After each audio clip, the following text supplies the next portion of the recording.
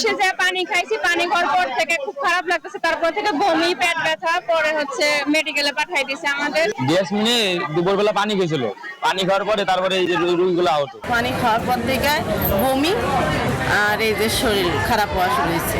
গাজীপুরের কালিয়াকৈরে পোশাক কারখানার পানি পান করে অসুস্থ 2 শতাধিক শ্রমিক, তাদেরকে বিভিন্ন হাসপাতালে ভর্তি করা হয়েছে। ঘটনার কারণ অনুসন্ধানে পানি সংগ্রহ করে পরীক্ষার জন্য পাঠিয়েছে প্রশাসন। মোহাম্মদ জাহাঙ্গীর আলমের তথ্যচিত্রের ডেস্ক রিপোর্ট। বৃহস্পতিবার সকাল প্রতিদিনের মতো কাজে যোগ দেন কালিয়াকৈরের ড্রেসম্যান গার্মেন্টস লিমিটেডের শ্রমিকরা। কিছুক্ষণ পর কারখানার সরবরাহকৃত পানি পান করে অসুস্থ হয়ে পড়েন তারা। শ্রমিকরা জানান, প্রথমে কারখানার 4র্থ তলায় কয়েকজন শ্রমিকের মাথা ঘোরা ও বমির উপসর্গ দেখা দেয়। পরে কালিয়াকৈর উপজেলা স্বাস্থ্য কমপ্লেক্স সহ সব মশার বিরুদ্ধে সুরক্ষা দিতে এলো বসুন্ধরা এক্সট্রিম অ্যারোসল। মশার বিরুদ্ধে এক্সট্রিম সুরক্ষা। আশপাশের বিভিন্ন হাসপাতালে ভর্তি করা হয় 2 শতাধিক শ্রমিককে।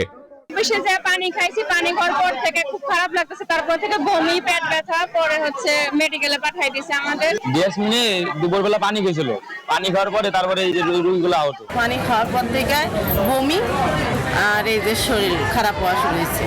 কর্তৃপক্ষ জানায়, অসুস্থ শ্রমিকদের চিকিৎসা নিশ্চিতে সব ধরনের ব্যবস্থা করা হয়েছে। আমাদের যে মেডিকেল সেন্টার আছে এখানে প্রাথমিক চিকিৎসা নিয়েছে, অনেকে এখান থেকে সুস্থ হয়ে ছুটি নিয়ে বাসায় গিয়েছে। যাদের অবস্থা আরেকটু খারাপ তাদেরকে আমরা সাথে সাথে ট্রান্সপোর্ট দিয়ে আমাদের যে সিফলতলি হসপিটাল আছে ওখানে পাঠিয়েছি। চিকিৎসকরা জানান, জরুরি ভিত্তিতে রোগীদের সেবা দেয়া হচ্ছে।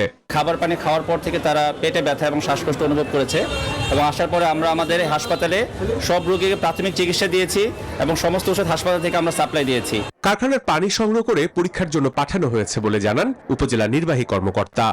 পানি পরীক্ষা করে আসার পরে বোঝা যাবে, এখন এই মুহূর্তে আসলে সম্ভব করা যাচ্ছে না। 110 জন ভর্তি হয়েছে, সিংহভাগই হচ্ছে নারী। ঘটনার প্রকৃত কারণ উদ্ঘাটনের প্রয়োজনীয় সব ব্যবস্থা নেওয়া হবে বলেও জানান প্রশাসনিক কর্মকর্তা।